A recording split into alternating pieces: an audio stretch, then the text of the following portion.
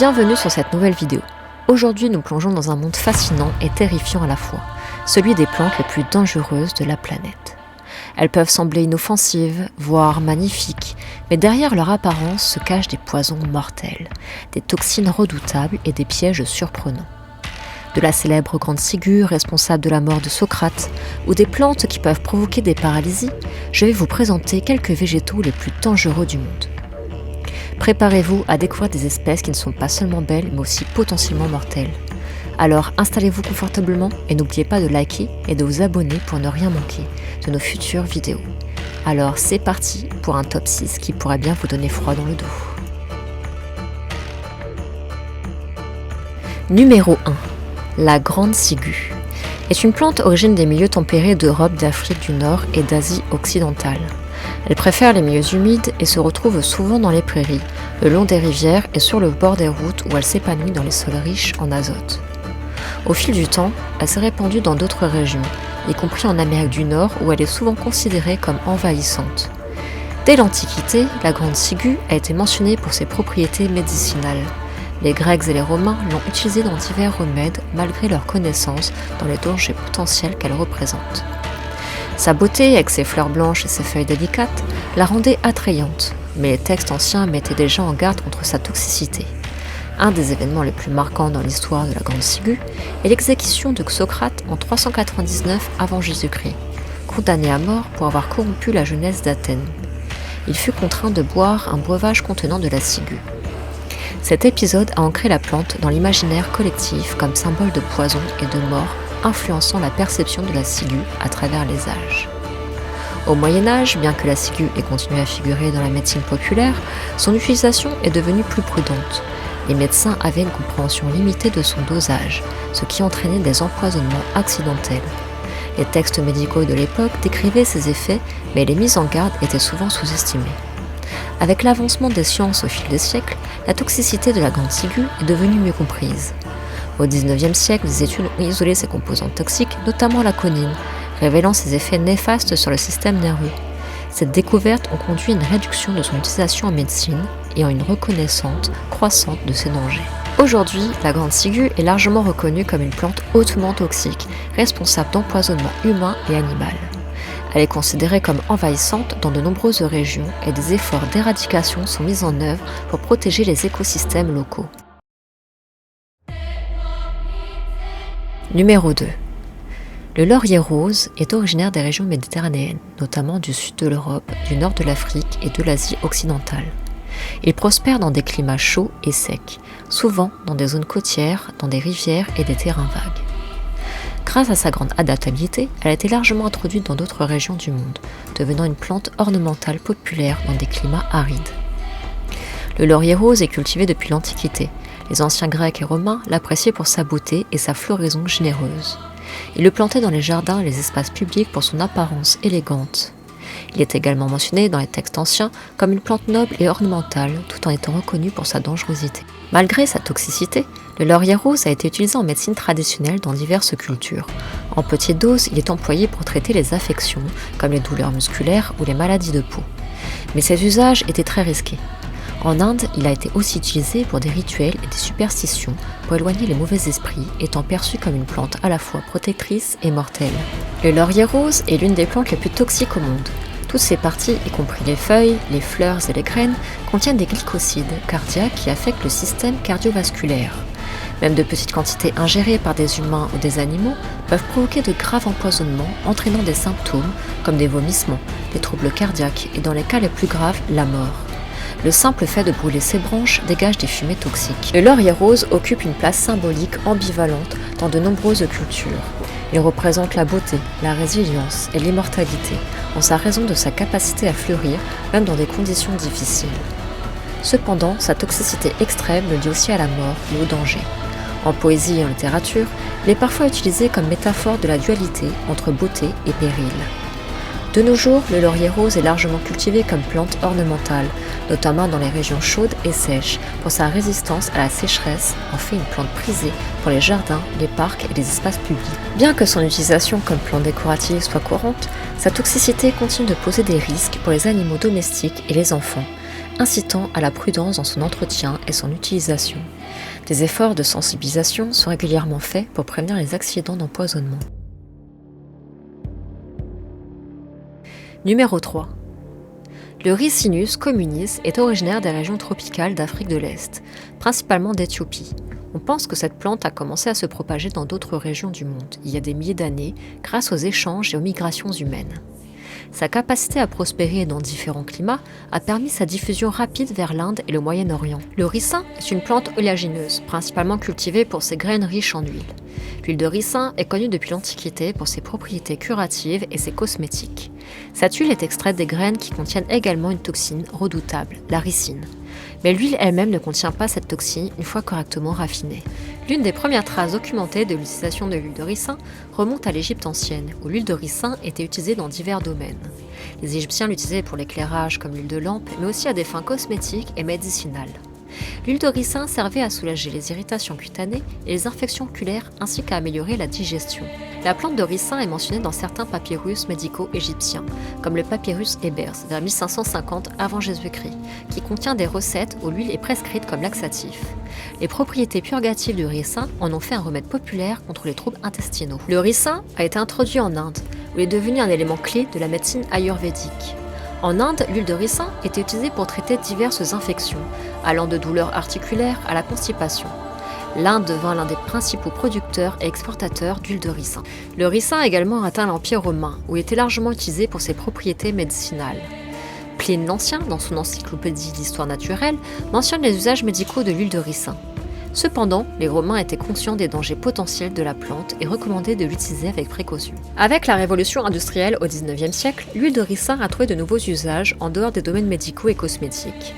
Elle est devenue un lubrifiant essentiel pour les machines, en particulier pour les moteurs et les rouages industriels.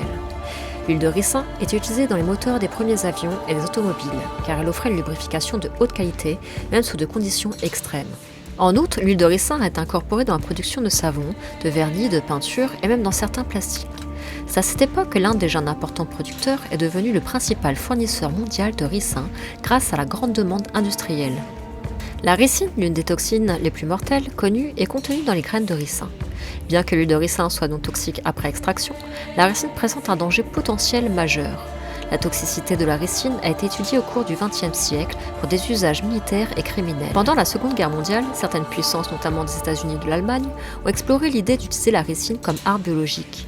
Bien que des recherches ont été menées, elle n'a jamais été utilisée à grande échelle dans un conflit. Cependant, l'usage de la ricine comme poison est tristement célèbre. Un exemple bien connu est l'assassinat de Georgi Markov, un dissident bulgare tué à Londres en 1978 après avoir été attaqué avec un parapluie modifié contenant une petite quantité de ricine. De nos jours, le ricin continue d'avoir de multiples usages. L'huile de ricin est encore utilisée en cosmétique pour ses propriétés hydratantes et dans l'industrie pharmaceutique comme ingrédient dans certains médicaments laxatifs et pommades. Elle est également utilisée dans des produits industriels comme les lubrifiants plastiques et biodiesel. Parallèlement, la toxicité de la ricine fait du ricin un sujet de vigilance pour les autorités de santé publique. Des tentatives d'attaques bioterroristes utilisant la ricine ont été déjouées dans plusieurs pays. Cependant, l'extraction et la manipulation de la ricine nécessitant des compétences spécifiques, rendant son usage relativement rare en dehors de contextes criminels isolés. Enfin, la recherche médicale s'intéresse à l'utilisation contrôlée de la ricine dans des traitements expérimentaux contre le cancer, où les dérivés de la toxine sont utilisés pour cibler et détruire les cellules cancéreuses. L'histoire du ricin est marquée par une combinaison fascinante d'utilisation bénéfique et de dangers potentiels. Cette plante rappelle l'importance de la prudence dans l'exploitation des ressources naturelles, ainsi que leur potentiel à transformer la vie humaine pour le meilleur ou pour le pire. Numéro 4. L'aconite est une plante originaire des régions montagneuses d'Europe et d'Asie, notamment des Alpes, des Carpates et de l'Himalaya. Elle préfère les sols humides et les climats froids. Les Grecs anciens et les Romains connaissaient déjà l'aconite qui pousse dans des régions difficiles d'accès, contribuant à son aura de mystère. Le nom scientifique de la plante Aconitum napellus fait référence à sa forme caractéristique en forme de casque, napellus signifiant petit navet en latin, qui se retrouve dans la structure de ses fleurs. L'aconite contient de puissants alcaloïdes toxiques, dont l'aconitine, qui peut être mortelle même à de très faibles doses. Dans la mythologie grecque, l'aconite est liée à plusieurs récits. On dit que cette plante est née des gouttes de salive de Cerbère, le chien à 3 têtes qui gardait les enfers lorsque Héraclès l'a ramené à la surface du monde. En raison de cette légende, l'aconite était associée au monde des morts et à la sorcellerie. Les Grecs anciens l'appelaient arsenic des champs. Il le redoutait pour sa toxicité. Selon certaines légendes, la déesse Hécate, maîtresse de la magie et des potions, utilisait l'aconite dans ses préparations. Dans l'Odyssée, Homère évoque une plante toxique que certains pensent être de l'aconite, utilisée par la magicienne Circé pour ses enchantements. Dans les rites funéraires et les pratiques magiques de l'Antiquité, l'aconite avait une place importante, souvent associée au rituel d'empoisonnement ou au charme destiné à manipuler la vie et la mort. L'aconite, malgré sa dangerosité, est également utilisée pour ses propriétés médicinales dans la Grèce et la Rome antique. Les médecins de l'époque savaient que la plante pouvait calmer la douleur et réduire la fièvre, mais il la manipulait avec beaucoup de précautions en raison de sa toxicité. Hippocrate, le père de la médecine, et Dioscoride, le célèbre pharmacologue grec, mentionnant tous deux l'aconite dans leurs écrits. Dioscoride a décrit ses effets toxiques, mais aussi ses usages médicinaux pour traiter les fièvres et les inflammations. Cependant, les risques associés à cette plante la rendaient plus redoutée que populaire. Les médecins romains comme Galien et Pline l'Ancien mentionnaient aussi l'aconite dans leurs ouvrages. Pline notait notamment que la plante était utilisée pour empoisonner les flèches et comme tentative d'assassinat. Au Moyen-Âge, l'aconite devint un poison de choix dans les intrigues de cour, utilisé pour éliminer les rivaux politiques ou des opposants. Elle acquiert la réputation d'être l'une des plantes les plus dangereuses. Ses effets sont rapides et presque indétectables à l'époque, ce qui en faisait une arme parfaite dans les assassinats politiques. L'empoisonneur, souvent surnommé tueur silencieux, prenait soin de manipuler la plante avec précaution, car l'injection ou le simple contact avec la peau pouvait entraîner une intoxication. En Italie, les Borgia et les Médicis sont des familles réputées pour avoir utilisé l'aconite pour se débarrasser de leurs ennemis. Par ailleurs, certaines cultures en faisaient un usage pour la chasse ou la guerre. En Asie notamment, en Inde et en Chine, les guerriers empoisonnaient leurs flèches avec de l'aconite pour neutraliser rapidement leurs ennemis ou chasser de gros animaux. Avec l'avènement de la médecine moderne au XVIIIe et XIXe siècle, l'aconite a été réintroduit dans la pharmacopée occidentale. Cette fois avec des contrôles plus stricts, utilisés principalement comme analgésique ou fébrifuge. L'aconite sert également à traiter les douleurs rhumatismales, névralgiques et certaines affections cardiaques. L'homéopathie a également exploré les effets de l'aconite en utilisant des dilutions extrêmement faibles de la plante pour traiter des affections telles que les crises d'angoisse et la fièvre. En jardinage, l'aconite est parfois cultivée pour ses fleurs violettes spectaculaires, mais il est recommandé de prendre de grandes précautions lors de sa manipulation, en particulier avec des enfants ou des animaux de compagnie à proximité. L'histoire de l'aconite est marquée par une dualité fascinante, à la fois plante médicinale et poison mortel. Elle symbolise les dangers des remèdes naturels mal compris ou mal utilisés. Son lien avec la magie et la mythologie et l'intrigue politique a nourri des siècles de récits autour de ses pouvoirs redoutables. À travers les âges, l'aconite a incarné la fine frontière entre la guérison et la mort, une réputation qui persiste encore aujourd'hui. Numéro 5. Le Datura stramonium, également connu sous le nom de stramoine ou herbe du diable, est une plante originaire d'Amérique du Nord et d'Amérique centrale. Elle appartient à la famille des Solanacées, qui inclut également des plantes comme la tomate et la pomme de terre. À travers les siècles, la plante s'est naturalisée dans de nombreuses régions du monde, notamment en Europe, en Asie et en Afrique, où elle pousse dans des endroits perturbés comme les terrains vagues et les bords de route. Les peuples autochtones d'Amérique utilisaient la Datura stramonium dans des rites chamaniques et médicinaux depuis des millénaires. En particulier, la plante était employée pour ses propriétés hallucinogènes et sédatives. Les peuples indigènes comme les Aztèques et les Algonquins incorporaient le datura dans des rituels spirituels visant à entrer en communication avec les esprits ou à recevoir des visions prophétiques. Toutefois, ses effets puissants et souvent imprévisibles la rendaient dangereuse et son usage était strictement encadré par des chamans. Le Datura stramonium est introduit en Europe probablement à l'époque de la colonisation du Nouveau Monde, au XVIe siècle. En Europe, il fut d'abord cultivé comme plante médicinale et parfois ornementale, mais aussi étudié pour ses propriétés toxiques. En dépit de son origine américaine, la plante s'adapte rapidement au climat tempéré européen et se propage, devenant une espèce invasive dans certaines régions. Au fil des siècles, la stramoine fut utilisée en médecine traditionnelle européenne pour traiter une variété d'affections, telles que l'asthme, les douleurs musculaires et même comme anesthésiant. Les médecins utilisaient souvent les feuilles séchées pour préparer des remèdes ou des inhalations. Cependant, la toxicité élevée de la plante, en raison de ses alcaloïdes, tropaniques, atropine, scopolamine, iosiamine, entraînait des fréquents empoisonnements accidentels, certains d'entre eux mortels. Des cas d'hallucination, de délire, voire de paralysie ont été signalés après consommation de la plante. Datura stramonium a également été associé à la sorcellerie, notamment en Europe durant le Moyen-Âge et la Renaissance. Comme d'autres plantes toxiques, elle faisait partie des ingrédients utilisés dans les fameux onguents de sorcières, qui auraient permis de provoquer des états de transe ou des visions. La réputation de la datura comme plante diabolique et ses effets psychotropes ont contribué à son image de plante dangereuse, souvent associée à la magie noire et aux pratiques occultes. Aujourd'hui, la datura stramonium est reconnue comme une plante toxique et potentiellement mortelle si elle est consommée ou utilisée de manière incorrecte. Elle est classée parmi les plantes dangereuses dans de nombreux pays où sa culture et son utilisation sont strictement contrôlées. Bien qu'elle ne soit plus utilisée en médecine moderne en raison des risques qu'elle présente, elle continue d'être étudiée pour ses alcaloïdes tropaniques qui sont toujours utilisés sous des formes contrôlées dans certains médicaments. La plante reste aussi un sujet de fascination en raison de son histoire complexe, de ses usages traditionnels et de son association avec le monde mystique et spirituel. Numéro 6.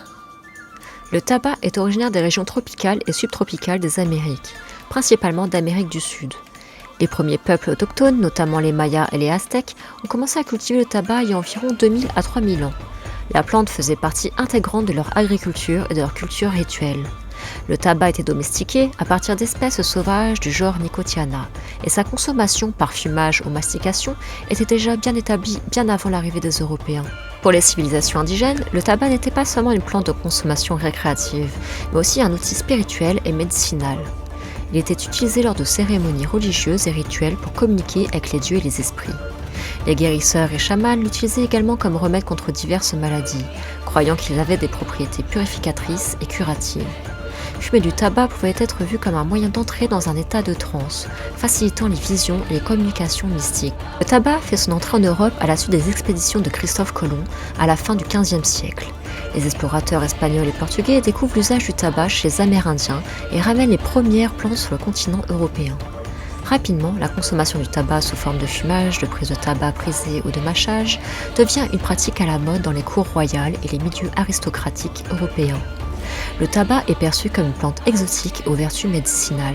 Au XVIIe siècle, la culture du tabac se développe rapidement dans les colonies européennes des Amériques, notamment en Virginie. Le tabac devient l'une des premières cultures de rente des colonies, contribuant à la prospérité économique des colons. La demande croissante en Europe et dans d'autres parties du monde incite à une production massive de tabac qui devient un produit commercial stratégique. Des plantations de tabac se multiplient, souvent soutenues par la traite des esclaves, qui jouent un rôle crucial dans la production de cette culture laborieuse. Dans plusieurs siècles, le tabac était largement utilisé en médecine européenne, prescrit pour soigner de nombreux maux, notamment la migraine, les problèmes respiratoires et même la peste. Cependant, à partir du XVIIIe et XIXe siècle, son usage devint majoritairement récréatif. Fumer du tabac devient un passe-temps social et culturel, et la popularité des cigares et cigarettes augmente dans le monde entier. Parallèlement, la perception des bienfaits médicaux du tabac diminue progressivement et de plus en plus de médecins commencent à observer ses effets néfastes sur la santé. À partir du milieu du XXe siècle, les recherches scientifiques révèlent les effets dévastateurs du tabac sur la santé humaine. Le lien entre le tabagisme et les maladies graves comme le cancer du poumon, les maladies cardiaques et les maladies respiratoires est solidement établi. En conséquence, les gouvernements du monde entier commencent à réglementer la consommation de tabac, imposant des taxes élevées, des campagnes anti-tabac, des avertissements sanitaires sur les paquets de cigarettes. Malgré cela, le tabac reste une industrie mondiale de plusieurs milliards de dollars, bien que son usage soit en déclin dans certains pays à cause des préoccupations croissantes sur ses effets délétères sur la santé. Et voilà, nous venons de découvrir certaines des plantes les plus dangereuses de la planète. Des merveilles naturelles à la fois fascinantes et redoutables. Si la nature peut être mortelle, elle peut aussi être incroyablement rare et précieuse. Dans la prochaine vidéo, nous partirons à la découverte des plantes les plus rares du monde. Certaines d'entre elles sont si uniques qu'il n'en reste que quelques spécimens sur la planète. Des espèces anciennes aux trésors botaniques cachés dans des endroits reculés. Vous serez émerveillés par la diversité et la fragilité de ces merveilles naturelles. Alors restez connectés et préparez-vous à plonger dans un monde où chaque plante est une véritable rareté. Alors, à très bientôt. C'était Jungle Wild.